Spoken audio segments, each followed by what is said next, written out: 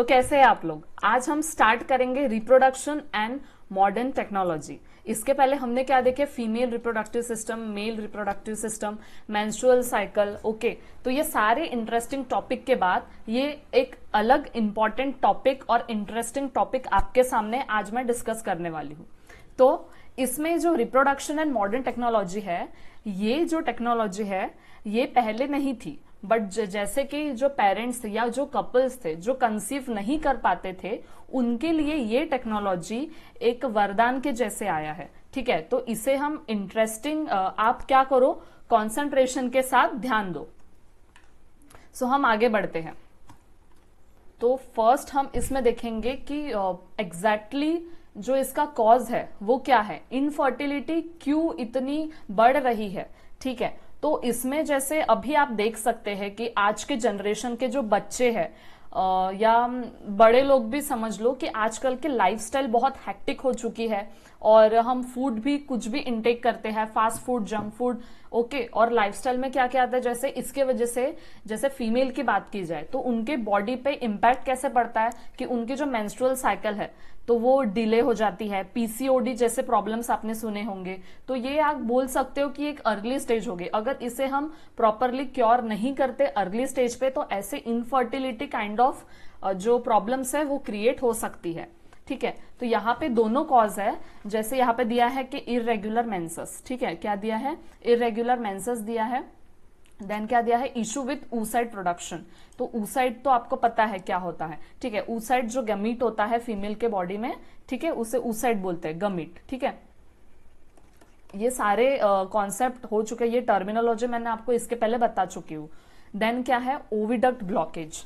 ठीक है, तो ओविडक्ट भी पता है। ओविडक्ट को क्या बोलते हैं हम? Fallopian tube. ये ओवरी है, ये फिम्बरी है, और यहाँ से जो ओवम निकलता है या oocyte निकलती है, तो ये जो डक्ट है, मैंने आपको बताया था कि जो ओवम को पास करने वाला डक्ट होता है उसे ओविडक्ट बोलते हैं, तो वो ब्लॉक हो जाता है। तो ये एक रीजन हो सकता है। ठीक है, और क्या दिया है कि problems with the embryo implantation.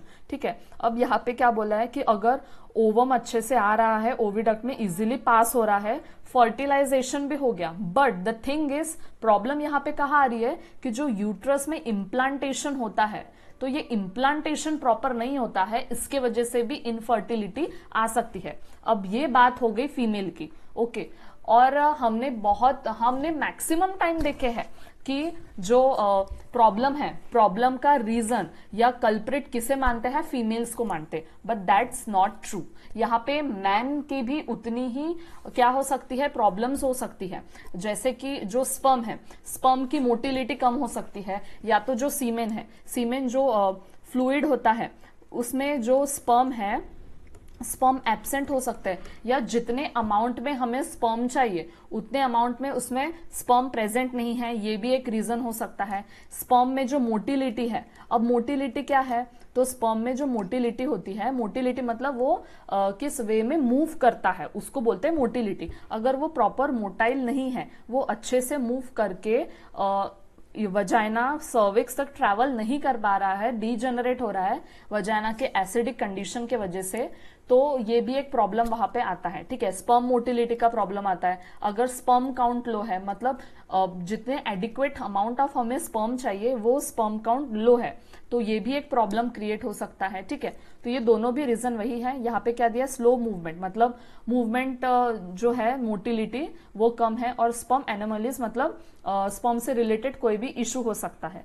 ठीक है, तो ये हो गए कॉज। ठीक है, अब इसका सोल्यूशन मॉडर्न टेक्नोलॉजी ने कैसे निकाला है हम वो देखेंगे।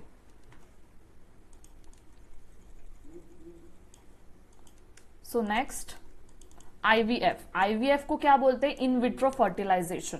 ओके, इन विट्रो एक होता है इन विवो। ठीक है, विवो स्मार्टफोन की बात नहीं कर रही हूं मैं, और एक होता है इन विट्रो। ठीक है, विट्रो मतलब होता है बाहर।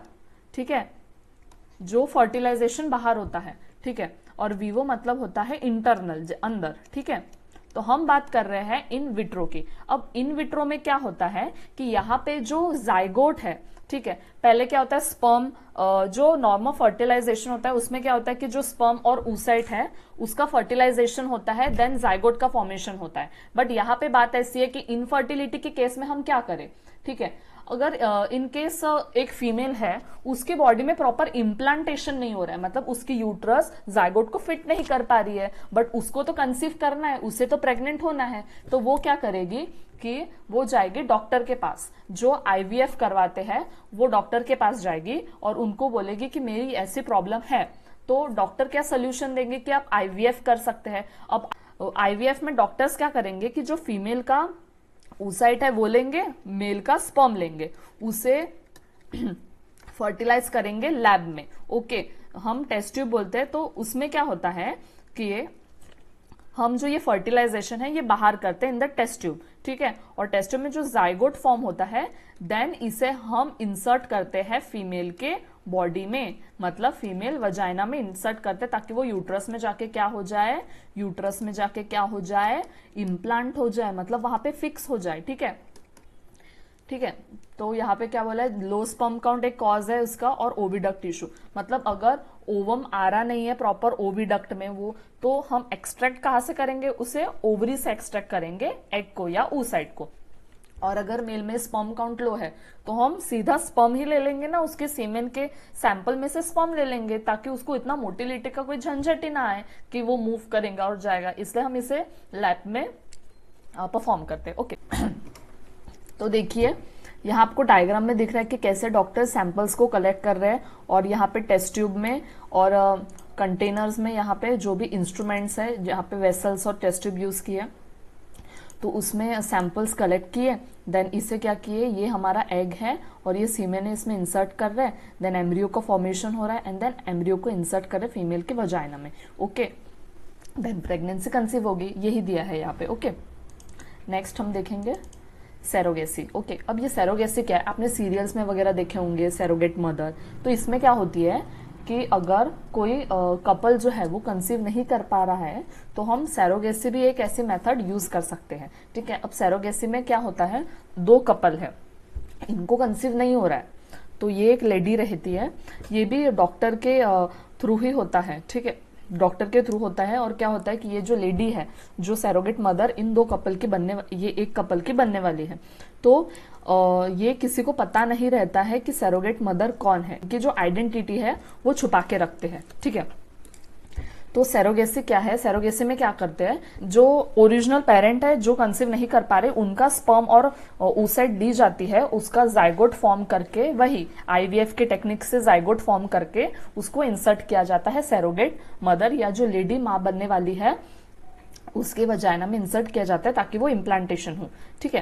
तो यहाँ पे वही दिया, fertilisation embryo implanted in the another woman's uterus. Okay, और solution for implant problems in the biological mother. अगर कोई बायोलॉजिकल मदर मतलब जो उसकी ओरिजिनल माँ है जिससे oocyte लिया गया है, वो अगर उसमें कोई इम्प्लांटेशन की प्रॉब्लम आ रही है तो हम ये यूज कर सकते हैं। ओके, अगर उसके oocyte में भी प्रॉब्लम है, जो बायोलॉजिकल मदर वो माँ बनना चाहती है, तो ये भी कर सकते हैं कि सैरोगेट मदर जो है, जिसके पेट में ये जो कपल थे, इनका बच्चा इसके पेट में है, पर अगर oocyte ये जो कपल थे इनकी अगर ये जो फीमेल है इनकी जो oocyte है उनमें भी प्रॉब्लम है, तो सैरोगेट मदर की oocyte भी ले सकते हैं। ओके, और वैसे भी प्रेग्नेंट हो सकते हैं, ठीक है।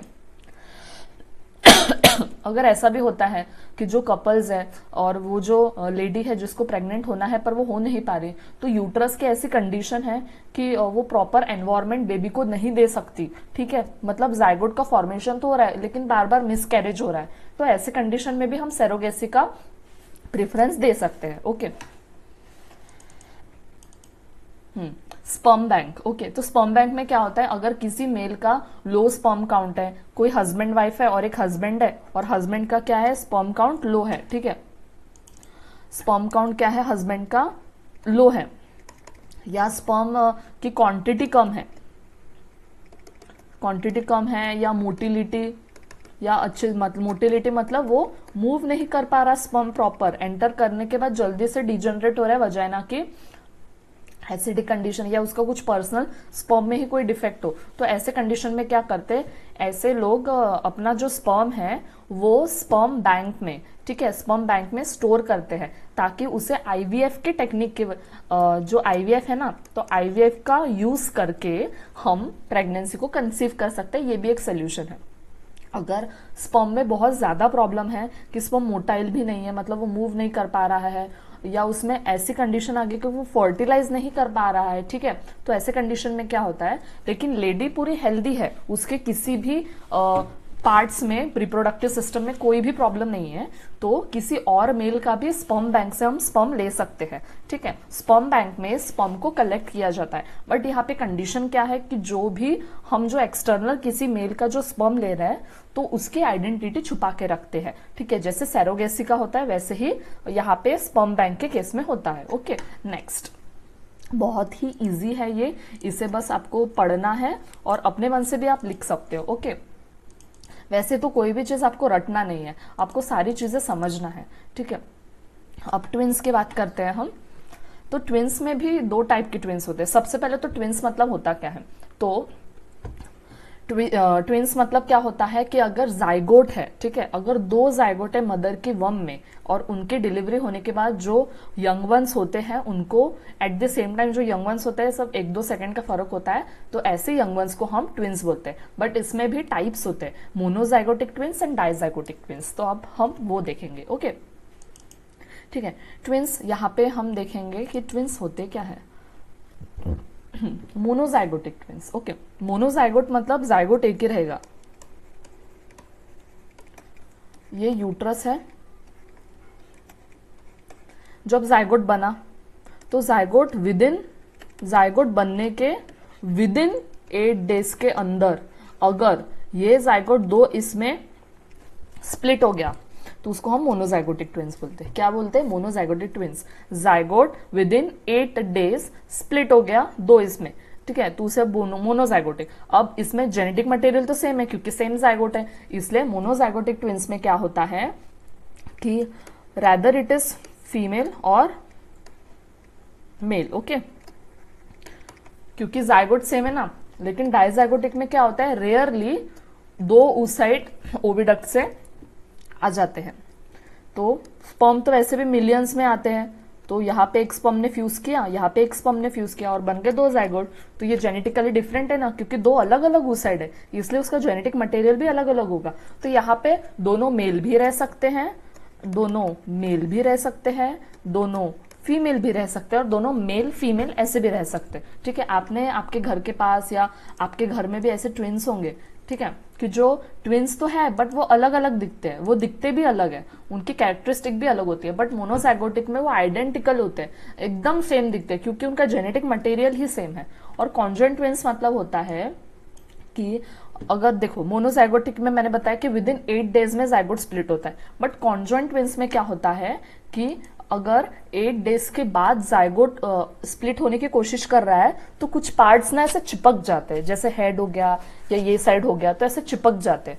तो कॉन्जॉइंट मतलब दोनों भी ट्विंस ऐसे एक दूसरे के कोई ना कोई पार्ट उनका चिपका हुआ रहता है। तो ये बहुत ही रेयर कंडीशन रहते हैं, लेकिन ये बहुत ज्यादा हार्मफुल होता है और ये बहुत ही खतरनाक, ठीक है।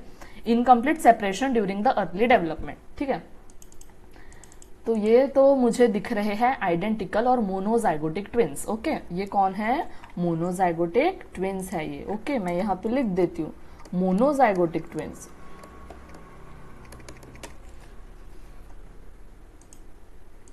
और ये कौन है? Dizygotic twins. कौन है ये? Dizygotic twins.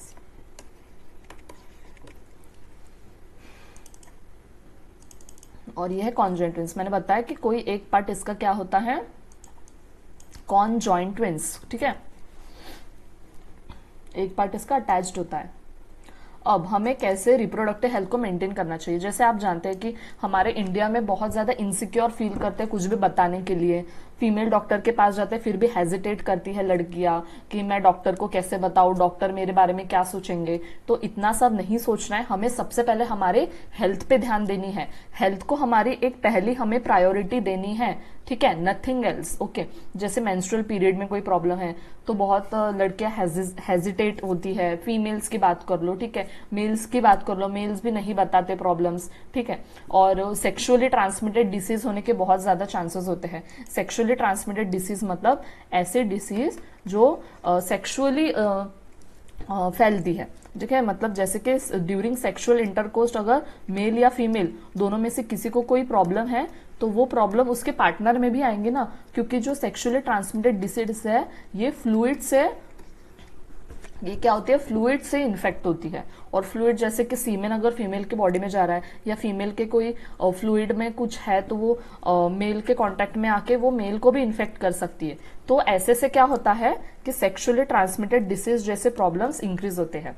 ठीक है, जैसे सिफिलिस के यहाँ पे दिए हैं रैशेस, फीवर, इन्फ्लामेशन, ओलोपेकिया, एंड यहाँ पे गोनोरिया दिया है, गोनोरिया में इन्फ्लामेशन होते हैं, वर्ड्स आते हैं। ठीक है, पेनफुल यूरिनेशन। तो हमें इसके लिए क्या करना है कि ड्यूरिंग सेक्सुअल इंटरकोर्स और अगर हमें कोई भी प्रॉब्लम है तो हमें क्लीनलीनेस रखनी है, प्रिकॉशंस लेना है, प्रॉपर हाइजीन रखनी है। मेंस्ट्रुअल पीरियड के वक्त हम क्या करते हैं, प्रॉपर सैनिटरी पैड्स यूज करने हैं।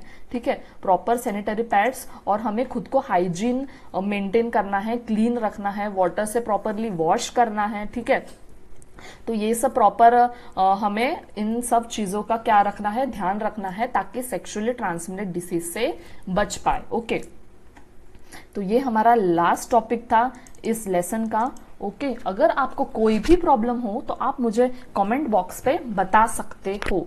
और अगर आपको ऐसे ही इंटरेस्टिंग वीडियोस चाहिए, अगर आपको मेरा एक्सप्लेनेशन अच्छा लगा हो तो प्लीज चैनल को सब्सक्राइब कीजिए। Stay tune, good luck.